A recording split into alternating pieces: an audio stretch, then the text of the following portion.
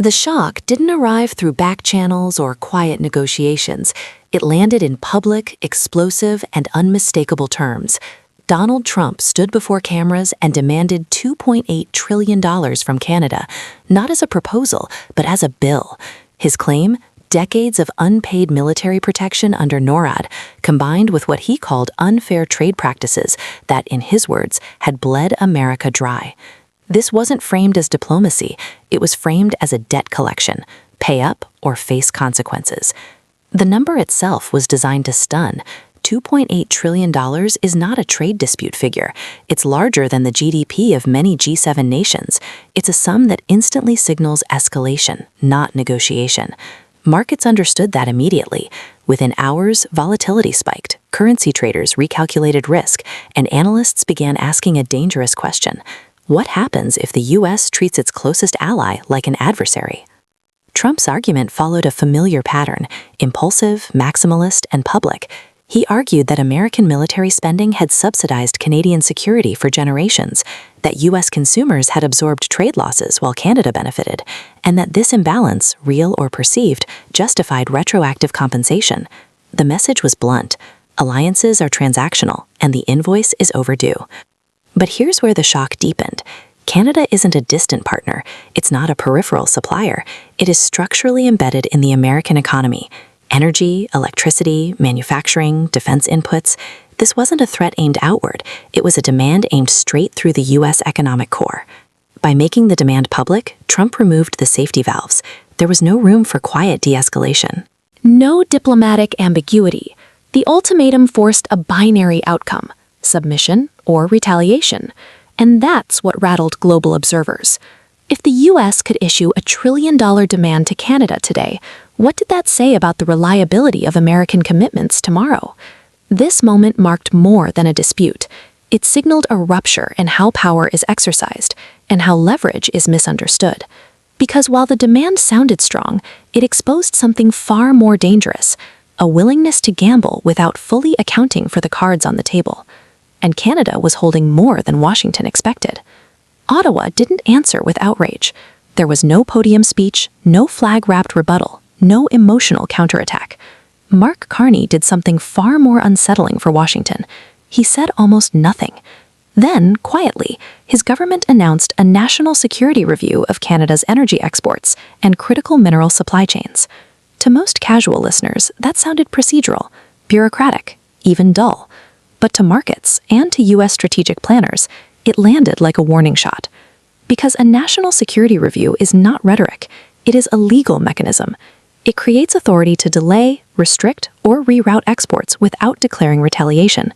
No tariffs, no press conferences, just control. Carney's move flipped the power dynamic. Trump had gone loud and maximalist. Carney went silent and surgical. Where the U.S. tried to impose pressure through public demand, Canada signaled leverage through structural dependency. The contrast could not have been sharper. This was not about pride or politics. It was about optionality. Canada wasn't threatening to punish the U.S. It was reminding Washington that access to Canadian resources is not automatic. It is conditional, and conditions can change. The announcement immediately triggered behind-the-scenes panic. Energy traders began modeling worst-case scenarios. Defense analysts flagged supply chain exposure. Midwest refinery executives quietly started calling federal agencies, asking one question: how real is this? Very real. A national security review allows Canada to justify actions under international law without violating trade agreements. It reframes economic decisions as sovereign defense measures. That makes retaliation harder, slower, and riskier for the U.S. The genius of the move was that it didn't escalate emotionally, but it escalated strategically. And just as important, Carney didn't personalize the conflict. He never mentioned Trump by name.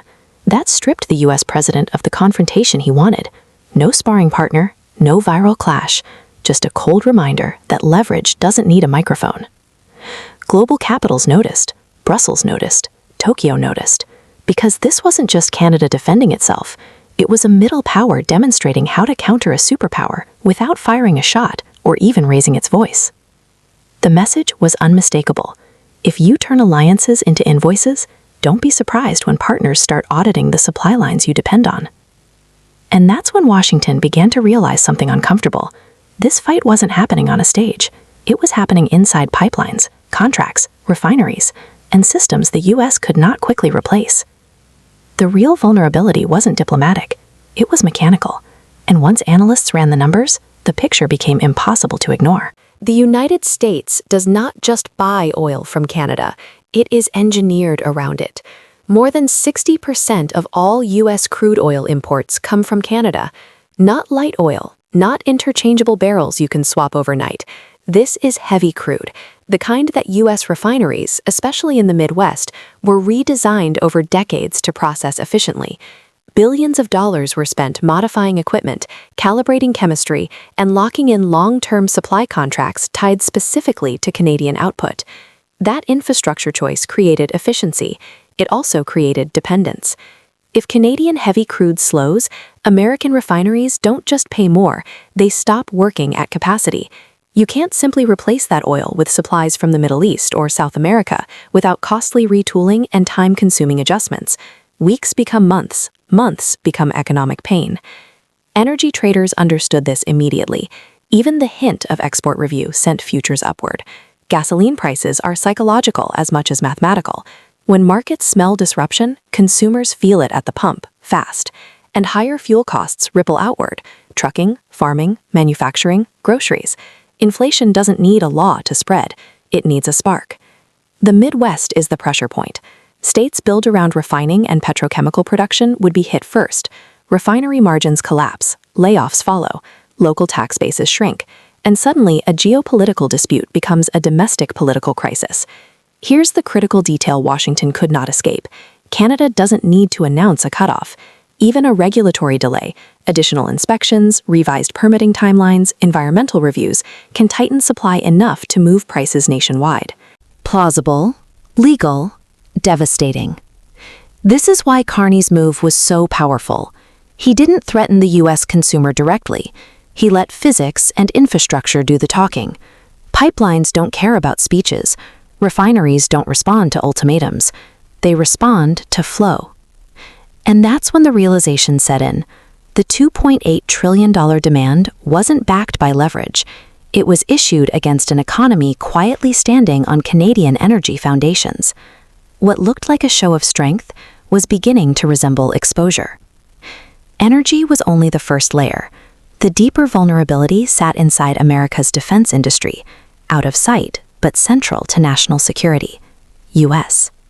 The modern U.S. military runs on advanced materials, enriched uranium for nuclear energy and defense systems, refined nickel for armor plating and aerospace components, rare inputs essential for precision-guided weapons. And a critical portion of those materials comes from one place, Canada, MA. The United States does not have sufficient domestic reserves or refining capacity to replace that supply quickly. Building new mining operations takes years. Constructing processing facilities takes billions. Environmental approvals take even longer. Supply chains in the defense sector are not flexible retail networks. They are tightly calibrated, security-cleared systems with limited redundancy. Canada, meanwhile, is one of the world's most stable and reliable sources of uranium and high-grade nickel. These materials feed directly into U.S. reactor infrastructure and weapons manufacturing. If exports slow, even slightly, production timelines stretch, costs rise, backlogs grow. And here is the strategic trap.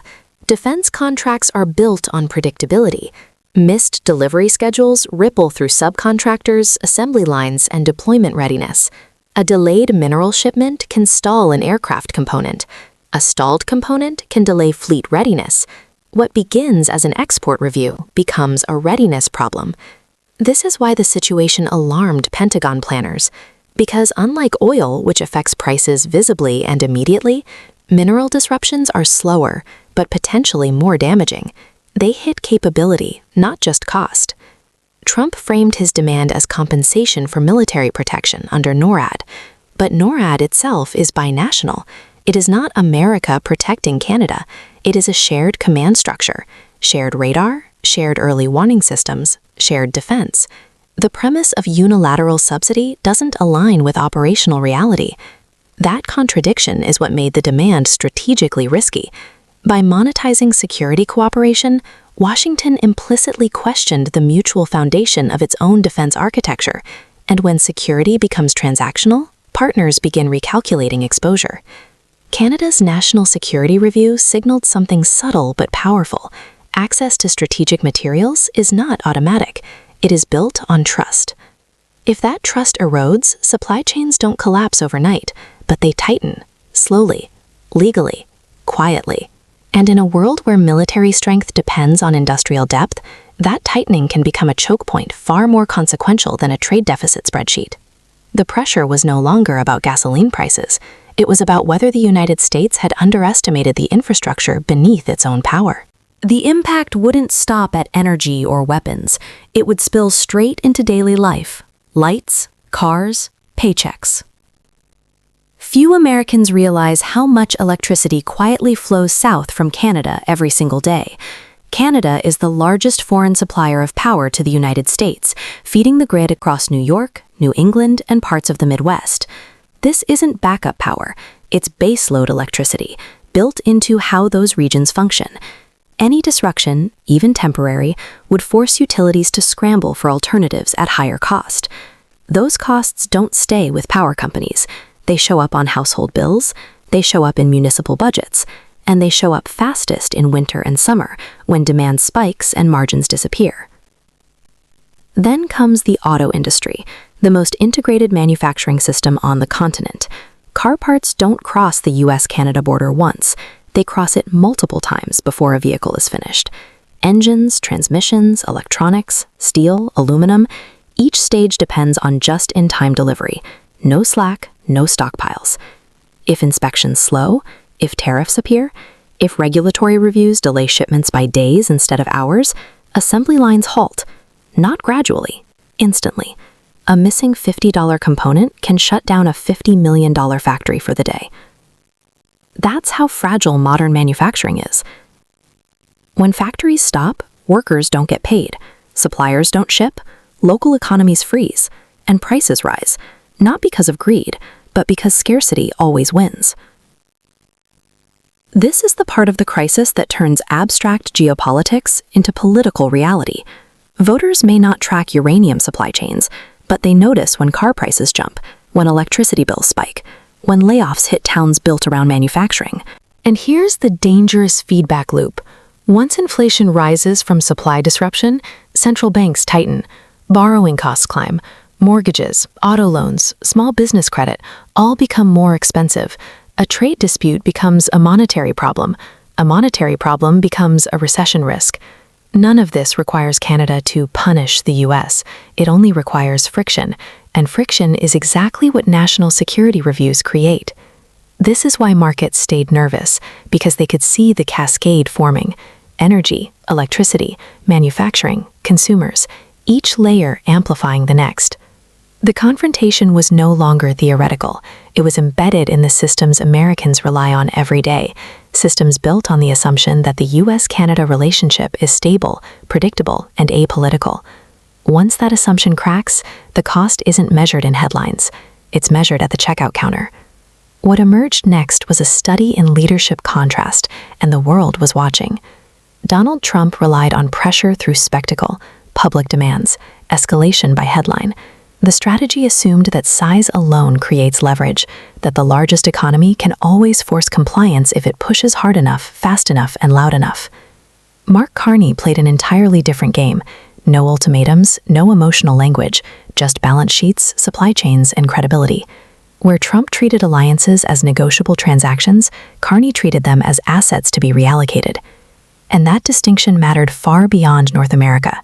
As Washington escalated publicly, Ottawa began quietly accelerating conversations elsewhere. Trade frameworks with Europe were revisited. Energy and mineral discussions with Asian partners intensified. Capital flows were redirected, not in defiance, but in preparation. Canada didn't announce a pivot away from the US. It simply reduced its exposure. That's the modern form of power realignment. No flags lowered, no treaties torn up. Just diversification. And diversification in finance and geopolitics is survival logic. Markets responded accordingly. Canadian assets stabilized. Investor confidence in Ottawa's fiscal management held firm. Meanwhile, uncertainty premiums crept into U.S.-linked supply chains. The message from Capital was clear: predictability beats dominance. This episode also sent a signal to other American allies. If Canada, arguably the United States' most integrated partner, could be hit with a retroactive trillion-dollar demand, then no alliance was immune. Trust, once questioned, doesn't snap back, it decays. And once decay sets in, partners start asking different questions.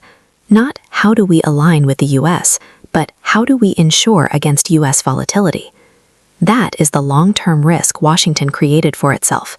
Not retaliation, but recalculation. Carney's approach reframed the confrontation. It wasn't Canada versus the United States.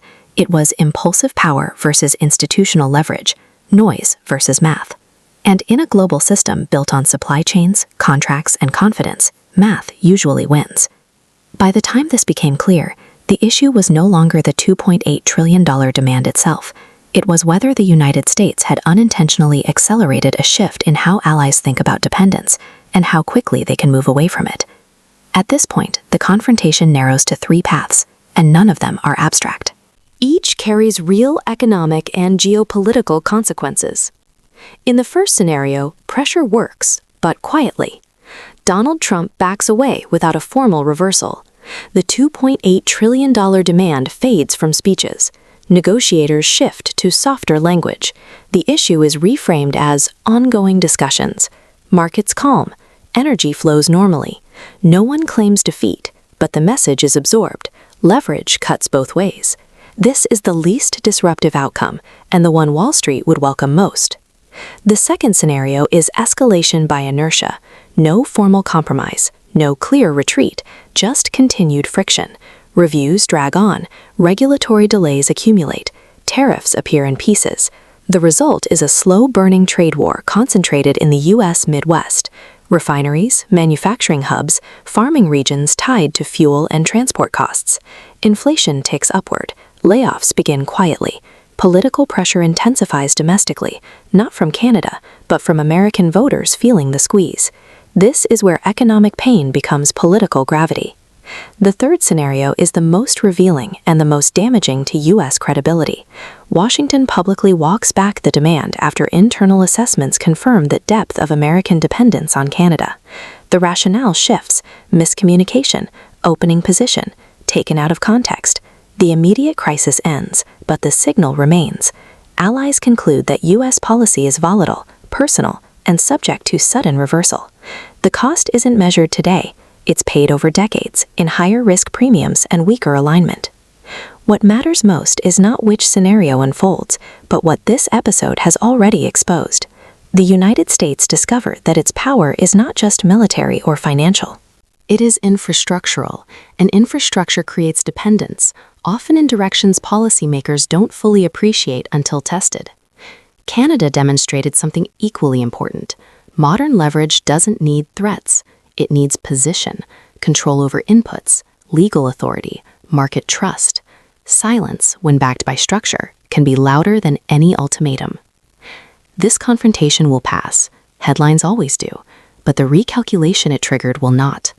Because once allies start mapping where their true leverage lies, and once they begin acting on that knowledge, the balance of power shifts quietly, permanently, and without ceremony. And that may be the most consequential outcome of all. Key takeaways from the video. Quick memory recap. Donald Trump issued a public $2.8 trillion demand to Canada, framing alliances as unpaid debts and escalating the conflict openly. Mark Carney responded without confrontation, using economic structure and legal authority instead of rhetoric. The crisis exposed deep U.S. dependence on Canada for heavy crude oil essential to U.S. refineries, critical minerals tied to defense production, cross-border electricity and auto manufacturing supply chains. Markets reacted immediately, revealing that infrastructure dependence matters more than political posturing. Canada began diversifying alliances, signaling a long-term shift in how partners manage risk with the U.S. The situation leads to three possible outcomes: quiet U.S. retreat, damaging trade war, or public reversal with long-term credibility loss. Life lessons you can apply beyond geopolitics. Leverage beats volume. Loud demands don't equal power. Real leverage comes from position. preparation, and control over essentials. Silence can be strategic. Not every conflict needs a public reaction. Sometimes the strongest response is calm, calculated action. Know your dependencies. Whether in business or life, understanding what you rely on and who controls it prevents costly surprises. Diversification is protection. Don't put all trust, income, or opportunity in one place. Options create freedom. Short-term pressure can create long-term damage. Forcing outcomes may win today, but erode trust that takes decades to rebuild. Positive message for the audience.